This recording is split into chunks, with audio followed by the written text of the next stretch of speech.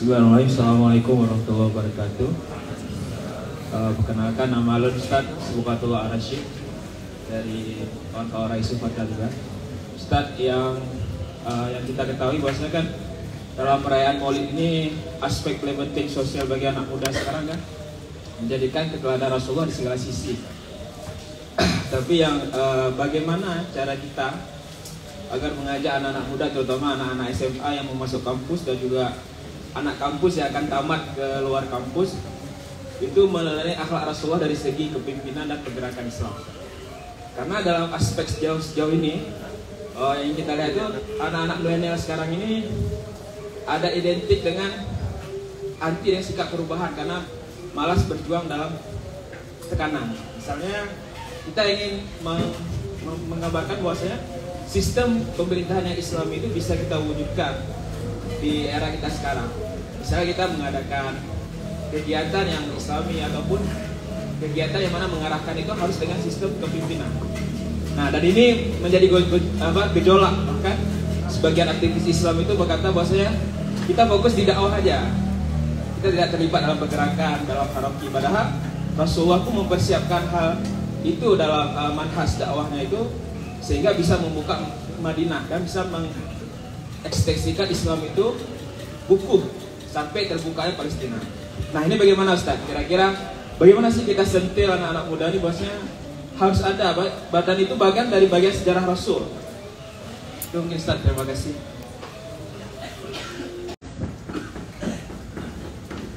Bismillahirrahmanirrahim. Terima kasih atas pertanyaan. Yakinlah bertanya itu lebih berat daripada menjawab. Karena bertanya insya, sedangkan menjawab itu hanya imla saja. Masalah benar salah humi, pada namanya hai-hai. Maka pertanyaan berkualitas itu menunjukkan tentang kapasitas di luar biasa. Pertanyaan sudah menunjukkan bobot. Dan kalau saya tahu itu pertanyaan malam ini, saya nggak mau hadir. Yang jumlah pertanyaan, maaf yang murid abangnya ada jawab Cina. Yang pertama, bagaimana menanamkan jiwa kepemimpinan Rasulullah di kalangan anak-anak muda. Kalau melatih jiwa kepemimpinan tinggal buka kursus. Tetapi untuk menumbuhkan jiwa kepemimpinan perlu kondisi khusus. Tidak bisa dengan kursus, harus dikondisikan. Maka ada semacam simulasi. Jadi dikondisikan seolah-olah itu realitas, itu kenyataan. Maka jarang sekali pemimpin itu muncul dari orang-orang yang sepanjang hidupnya senang. Pemimpin muncul dari orang-orang yang kehidupannya itu susah. Ketika Bani Israel setelah generasi Nabi Musa ingin kehadiran seorang pemimpin, Allah tidak tunjukkan pemimpin itu dari keluarga politisi. Innallaha ba'atha lakum Taluta malika. Allah mengutus untuk kalian Talut menjadi seorang raja. Mereka menggugat, anna yakunu lahul mulku alaina wa nahnu ahaqqu bil mulki minhu wa lam yu'ta sa'atan minal mal. Bagaimana mungkin dia menjadi pemimpin kami padahal kami yang lebih berhak, sedangkan Talut itu mempengkan.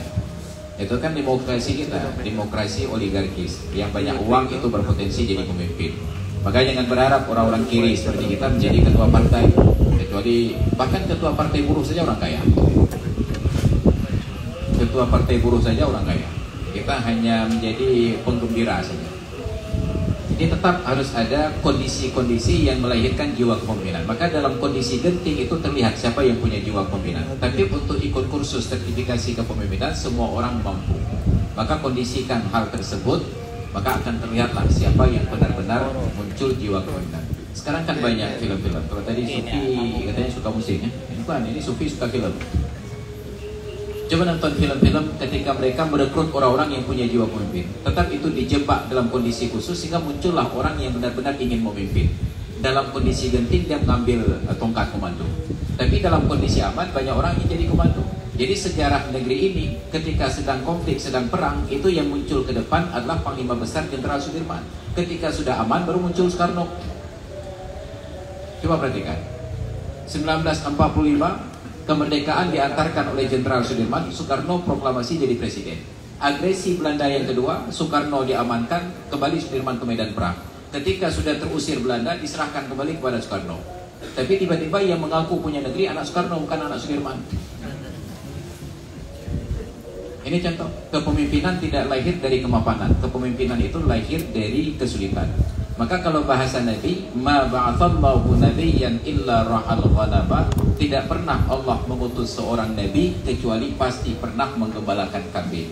Jadi kalau ada yang ngaku-ngaku nabi, coba lihat latar belakangnya, pernah nggak menggembalakan kambing? Kalau ada berarti sudah potensial sedikit. Ini dasarnya. Makanya tidak pernah jauh kepemimpinan daripada kambing. Nggak pernah jauh dari kambing. Sehingga dalam bahasa Inggris pun tetap kepemimpinan itu pakai bahasa kambing. Leadership. Pemimpin kameng bang. Nah, tetap ada shipnya itu. Maka kondisikan. Jadi kalau hanya sekedar untuk sertifikat bisa lewat lembaga kursus.